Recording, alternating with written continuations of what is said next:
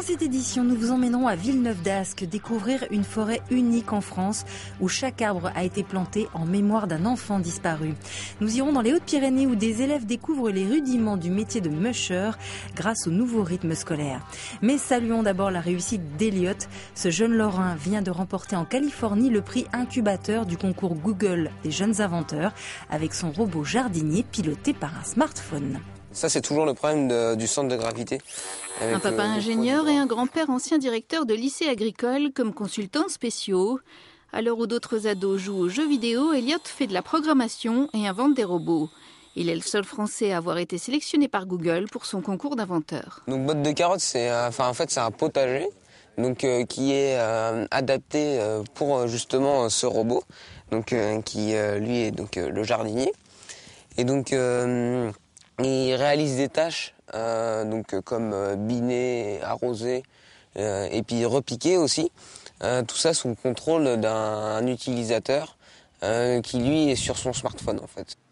Et il permet aussi des économies d'eau et un accès au jardinage aux personnes handicapées. Oui, alors, au début c'était aussi des personnes qui jouent sur les smartphones à des jeux de jardinage.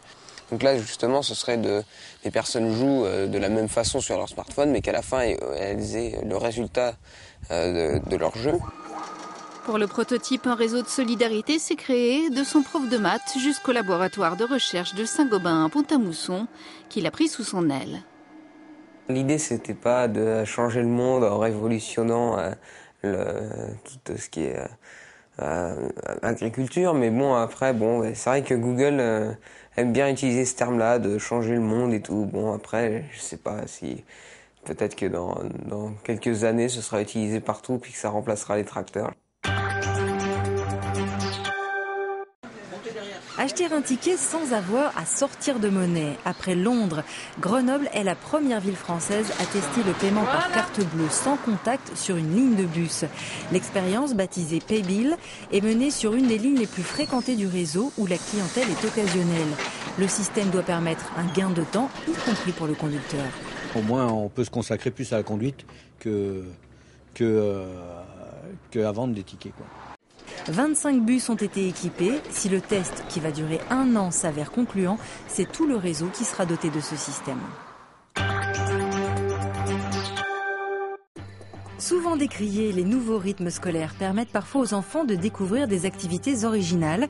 C'est le cas à Gerde, dans les Hautes-Pyrénées, où les élèves peuvent s'initier à la randonnée avec des chiens de traîneau. Vous vous souvenez comment on dit bonjour, on caresse? La joue. Allez, on y va. Parmi les 35 chiens de sa meute, Élodie de la Pénée en a choisi 8. Des bêtes tranquilles, pas trop fougueuses. Les chiens de traîneau tirent 1,5 fois leur poids. Bref, 2 enfants peuvent s'accrocher à chaque animal. Moi, je suis le chien. Trouvez un moyen de me freiner. Très bien, Enzo. Un pied en avant. Ça, le chien, il est à l'arrêt. Les rudiments de conduite du chien rappelés, les enfants partent pour une petite balade. Avantage de la campagne, des sentiers offrent un parcours à 2 pas de l'école pour cette activité périscolaire originale. C'est un peu dur parce que le chien il est musclé et c'est dur à le retenir. On aborde d'abord les races de chiens, le métier de musher, le matériel, etc. Les notions de meute, de hiérarchie. Et à partir de la 2e séance, on sort en activité. Donc après, on va changer les itinéraires, changer les endroits techniques, etc. Avec un peu plus de dénivelé parce que plus ça va aller, plus ils vont apprendre à gérer leurs chiens. Comme toutes les communes, Gerde dispose d'une aide 50 € par an et par enfant pour le temps périscolaire. Mais les élus ont renoncé à une partie de leurs indemnités pour abonder le budget de ces activités, certes autour de l'école, mais pas du tout accessoires. Les difficultés, c'est de faire venir des intervenants de qualité sur des temps très courts. Donc c'est pour ça qu'on a pris l'option de regrouper le temps d'activité périscolaire sur une demi-journée. De façon plus classique, les 70 élèves inscrits s'adonnent au chant, à l'informatique ou au théâtre, mais aussi au travail de la laine, autre spécialité locale découverte par les bambins. Comment faire vivre la mémoire d'un enfant emporté par la maladie? À Villeneuve-d'Ascq, une association a créé voilà 8 ans une forêt atypique. Baptisée la Forêt des Anges, elle associe chaque arbre à un enfant disparu. Au fil du temps, cet espace est devenu un lieu de recueillement et un symbole de vie. Ils ont l'air petits et fragiles face au vent. Dans la forêt des anges, de jeunes charmes, des chênes, des frênes, des merisiers, 6 essences sélectionnées pour leur caractère. Ce n'est pas un cimetière, ce n'est pas un mausolée, mais un lieu de promenade et de souvenirs. D'une année à l'autre, on a du mal à se repérer parce que c'est la vie, quoi. Donc il y a des animaux, il y a effectivement les arbres.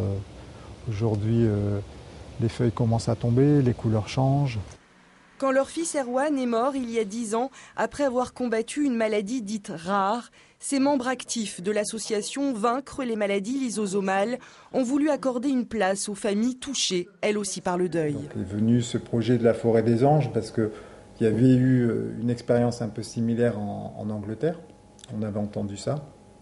Mais en même temps, on voulait partir sur un lieu différent, un lieu de vie. La vie, mais aussi bien les combats, les arbres aussi, à leur tour, se battent contre des maladies et résistent, la résistance aussi des arbres. Donc tout ça, quelque part, ça nous parlait, ça nous faisait écho.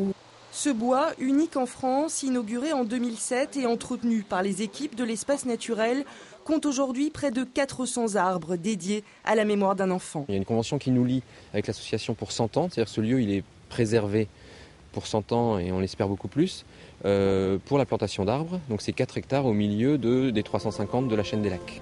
Pour Erwan, Benoît et Nathalie ont choisi l'érable, signe de courage et de sensibilité, une empreinte symbolique à laquelle ils s'accrochent malgré la douleur.